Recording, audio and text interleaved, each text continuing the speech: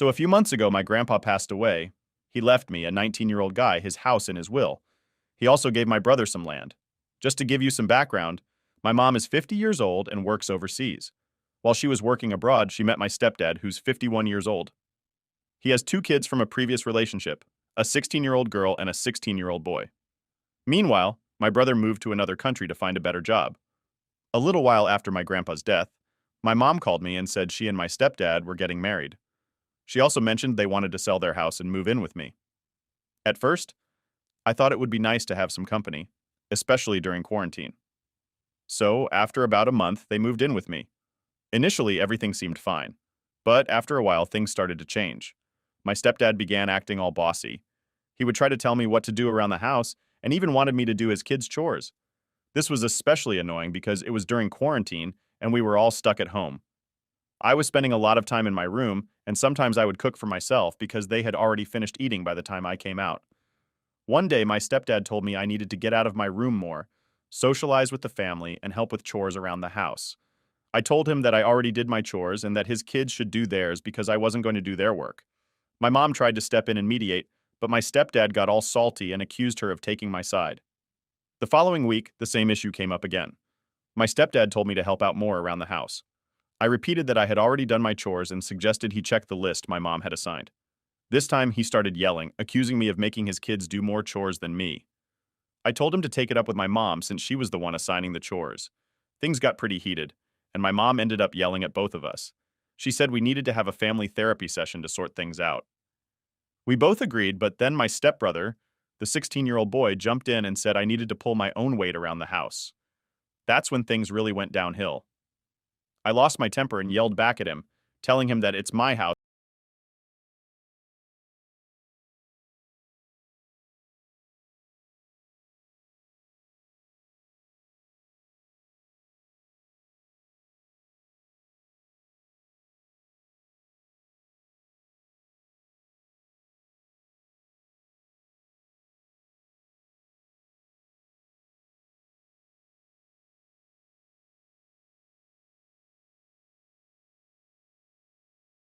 Confused and frustrated.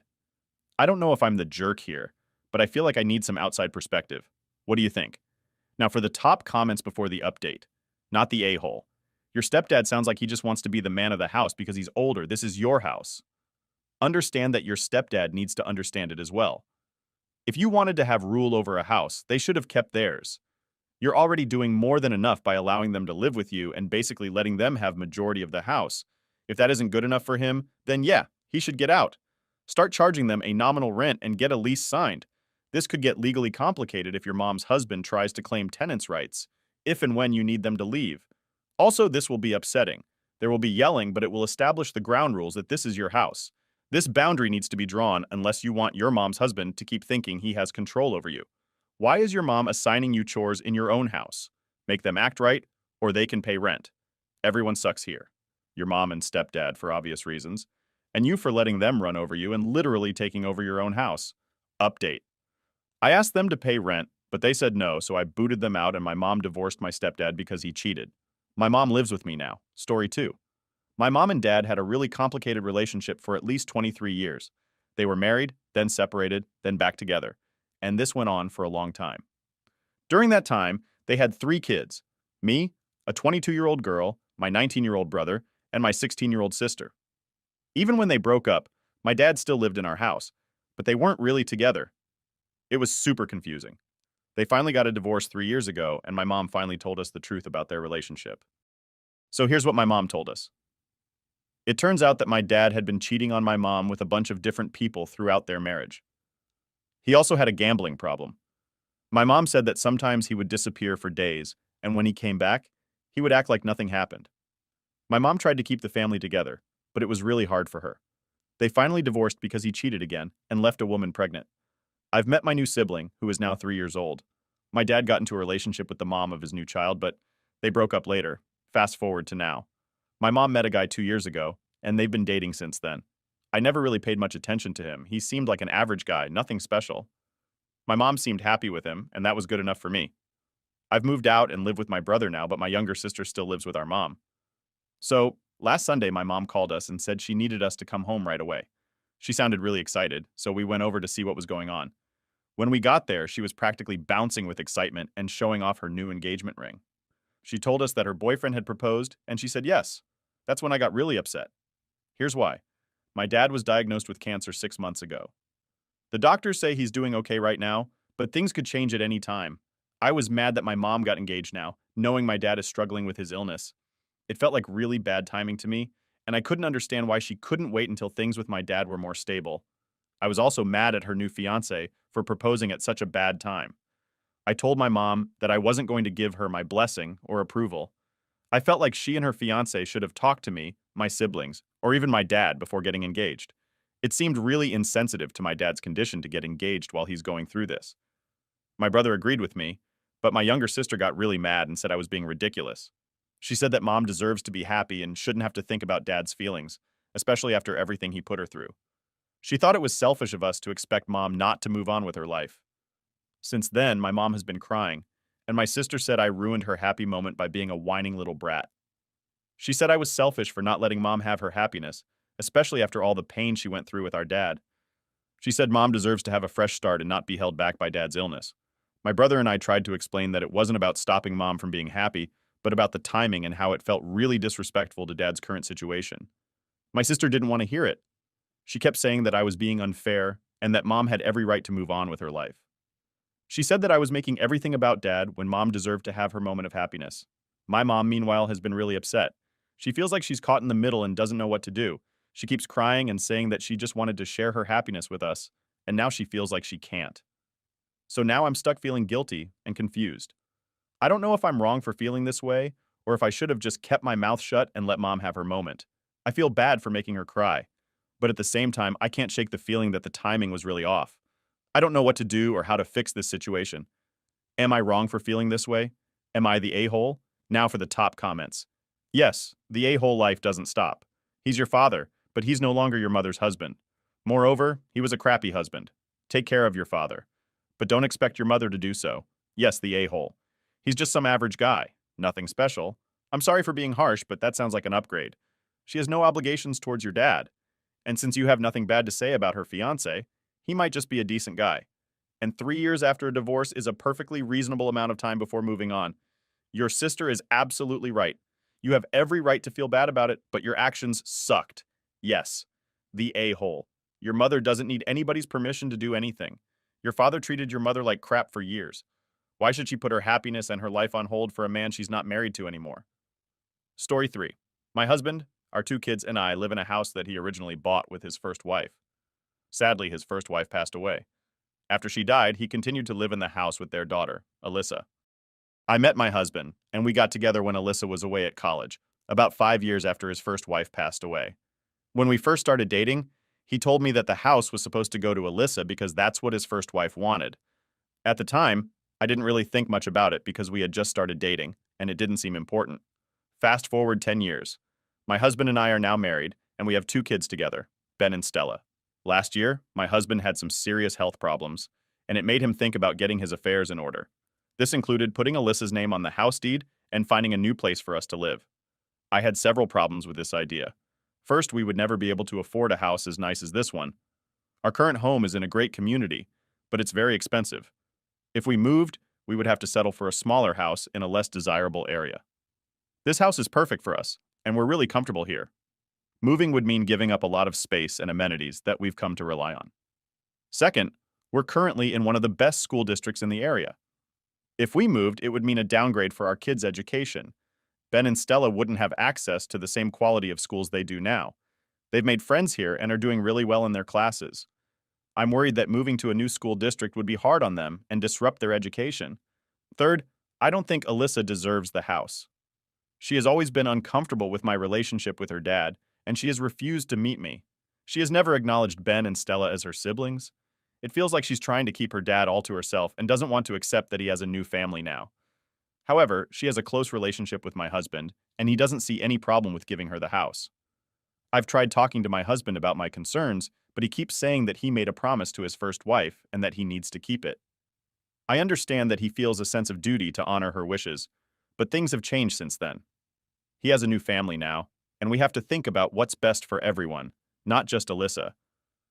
I'm not sure if I'm being selfish because the house was promised to Alyssa before my husband and I got married and had our 2 kids.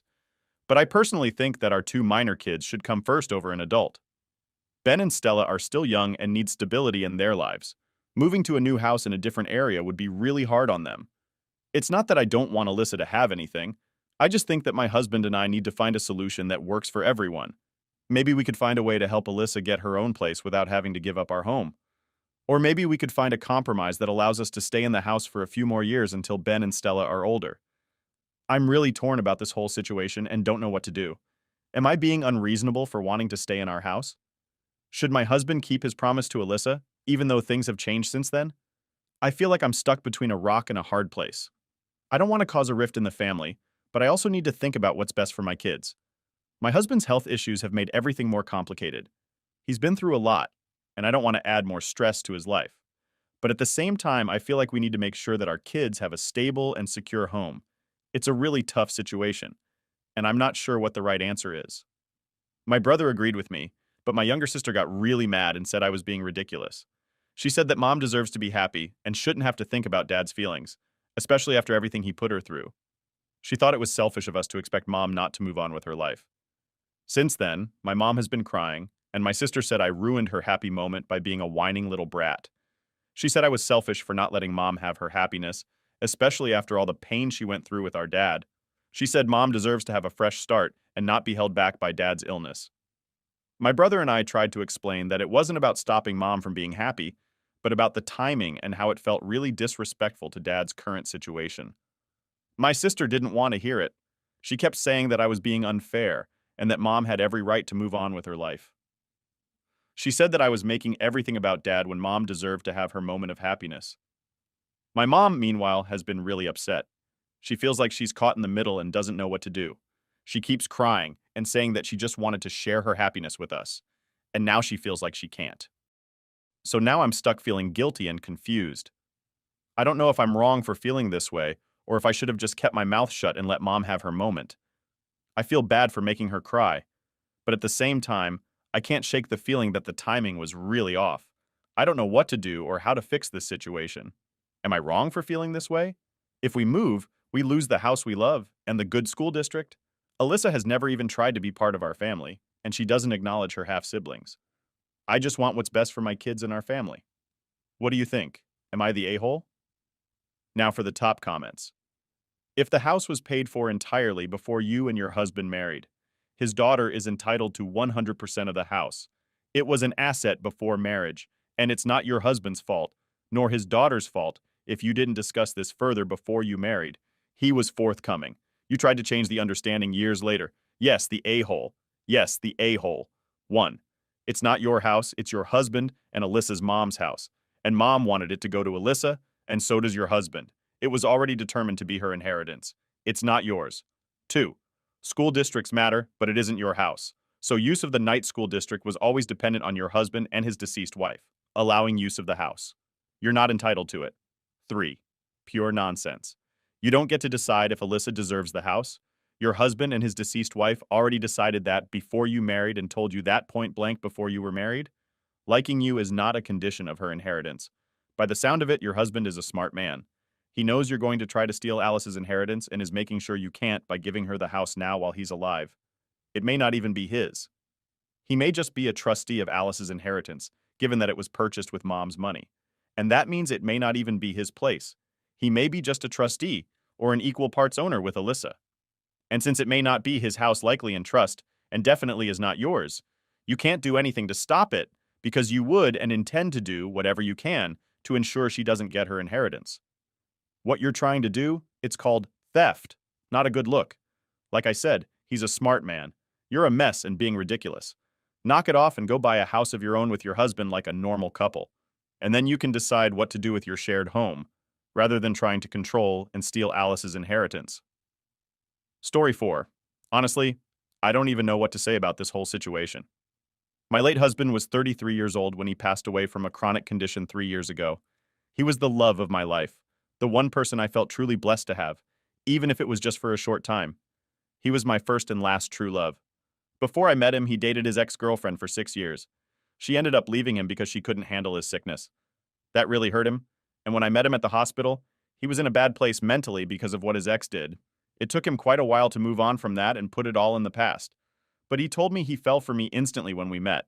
His ex-girlfriend was still close to his family. She was even at his funeral. My mother-in-law gave her some of his belongings as keepsakes, which upset me, but I didn't say anything at the time. Now I found out that she named her newborn baby after him.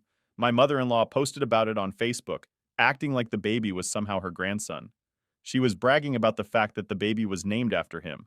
I found out about this just days after what would have been our third wedding anniversary, and it made me feel really uncomfortable. My in-laws keep acting like his ex was his wife and that this baby is their grandchild. I love my in-laws, but I can't help but feel uncomfortable with their behavior. I keep wondering if I'm overreacting. I know I can't tell them to stop talking to his ex-girlfriend, but I don't know how to deal with this situation. Every time they bring her up or talk about the baby, it feels like a punch to the gut. I feel like they're forgetting about me and the love I had with my husband. It makes me feel invisible and unimportant. When my husband was alive, we shared so many beautiful moments together. Even though our time together was short, it was filled with love and happiness. I try to hold on to those memories, but it's hard when his ex-girlfriend keeps being brought into the picture. Sometimes I just want to scream and tell everyone how much it hurts. But I know that wouldn't help anything. I just wish they would consider my feelings too. It's like they don't realize how much it hurts me to see them so close to her and treating her baby like it's part of our family. I don't want to seem selfish or mean, but I can't help feeling this way.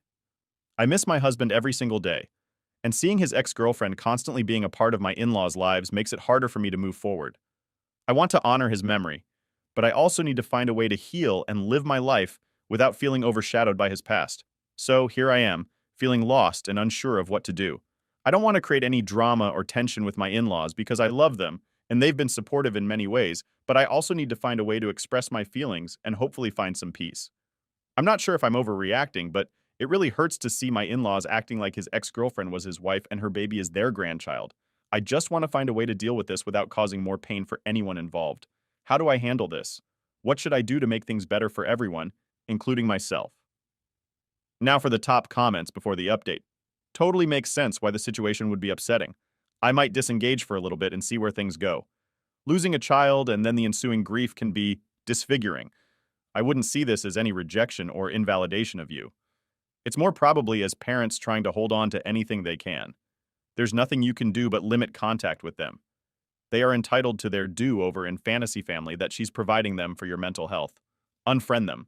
Since in death your husband parted from you, you are no longer tied to them. Keep your memories of him alive in your own way. Live your life as he would have wanted you to try to move on. You dated your late husband for 4 months, and you were married for 3 weeks. Just over 4.5 months. I don't say this to discredit your pain. You loved your husband, and I can't imagine how difficult it must be to have your time together cut so terribly short. You are absolutely allowed to hurt about that, and nobody can tell you that you can't. Update. So, things got really bad with my mother-in-law, and we ended up having a big fight over this whole situation. She told me to leave her house, and we both started yelling at each other. I tried to tell her how her post on Facebook hurt my feelings as her son's wife, but she didn't seem to care. Honestly, I feel so devastated. Everyone keeps pointing out that I was only with my husband for a short time, just 11 months. They say that because of this, his relationship with his ex-girlfriend, which lasted 6 years, was more serious and important than what I had with him. It's really hurtful. I'm so tired and lost. My own family keeps blaming me for getting involved with a sick man. They say I should have known better. My in-laws, who I thought of as my second family, keep rubbing it in my face that his ex is better and more important than me just because she had more time with him. It feels like no one understands how much I loved him. I don't want to sound mean, but I was the one who saw him at his worst and still stayed by his side because I saw beyond his health issues. I saw the goodness in his heart, his exceptional kindness, and his sense of humor. He showed me these things until the very end. But now, I feel rejected, abandoned, and mistreated. I'm left alone with only bittersweet memories of him, and they aren't enough to make me feel okay. I don't think I'll ever feel this strongly about someone else. I've decided to leave town in the next 2 months at the end of this year. I'm hoping that by getting some space, I'll find some peace and clarity about my future. I have a close friend who always helps me out, and she's going to support me through this. Hopefully, with her help, I'll be able to heal from all of this and continue to grieve on my own terms, in peace. I'm really hoping that moving away will give me the time and space I need to think and heal. Maybe then, I can start to feel better and figure out what comes next for me. Right now, Everything just feels too overwhelming and painful, and I need a break from all of it. I wish my in-laws could understand how much I loved their son and respect my feelings, but since they don't, I have to do what's best for me. Moving away seems like the only way to get some peace and find a way to move forward with my life. It's going to be hard, but I know it's the right thing to do. Story 5. I, 47 male, have a sister, female 42, and brother male 39 are widowed. Mom died recently. Her will surprised us with a large sum of savings and investments. Parents sold their house to help pay for assisted living. The remainder we knew was in savings but expected 35 to pound 40,000. Estate is worth 6 to 7 times. That will was written when both parents were alive.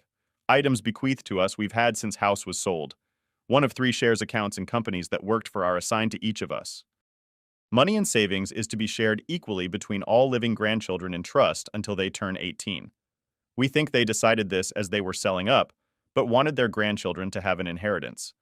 We had a nice upbringing, but we are close now, as we're 200 miles plus apart. We do remember birthdays and gather every Christmas. My sister and I have 3 kids each. Our brother is happily married to a wonderful woman and was always open about no desire for children. And while his amazing wedding was after Dad died and Mom too frail to attend, his partners were included in family events, and his wife always attends our gatherings. Basically, he hasn't been written out. He's simply not benefiting because he doesn't have children. My sister and I won't receive money, but we benefit, and that we won't be solely helping our under 18 with first car university costs, etc. And our 21-year-old's deposit for their first house is kick-started. Our brother is upset but isn't making a fuss. Neither sibling needs money, and we inherit approximately 12,000 pounds in shares each. But we have mortgages. A chunk could be paid off if you know what I mean. I'm the executor. My wife, brother-in-law, sister's husband, and I feel it's unfair on my brother. And the money should be divided by 9. He'd be very grateful if I do this, but he's not intent on contesting the will. My other brother-in-law refuses to comment. My sister disagrees. She wants me to obey Mom's wishes and give each grandchild an equal share, saying our brother missed out due to his own choice not to have children. I'm torn. We decided not to tell our kids until after probate so they wouldn't go mad mentally spending their inheritance. But I've spoken my 21-year-old son. I suspect my sister has told my nieces as my kids have seen their cousins talking about holidays, cars. My son feels we should divide the money by 9 as he's very fond of his uncle. I've not told my 17 and 12-year-old, but I'm sure they'd agree. My sister is usually a lovely person. It's not a little materialistic, and if she's told her daughters, it's her business. But my 21-year-old feels they've been told and versed to argue for obeying Grandma's wishes. If I divide the money by 9, if I defied the will, I cause a family rift? If I obey, my conscience will only be eased by sharing my kids 50% with my brother, while my nieces get 50% between 3. A bit unfair. I've decided to split the money by 9 so everyone is included after costs. That's at least 25,000 pounds each. So not small change. Am I the a-hole for defying Mom's will? Now for the top comments. If you divided by 9, you would be the a-hole. Your parents wrote their will to ensure that their grandkids get a leg up in the world. Not you and your siblings and your spouses. You'd be taking from the kids to give to financially stable adults. Follow your mother's will. Yes, the a-hole, follow the will as written wills are not mere suggestions. Your parents explicitly stated how they wanted to distribute their estate. If you try to circumvent that, you will likely lose in court, and a good portion of your inheritance will go towards probate lawyer fees. Edited to add that your nieces and children, for that matter, shouldn't be forced to sacrifice a portion of their inheritance to soothe your conscience. If you are so worried about it, give your brother money from your inheritance.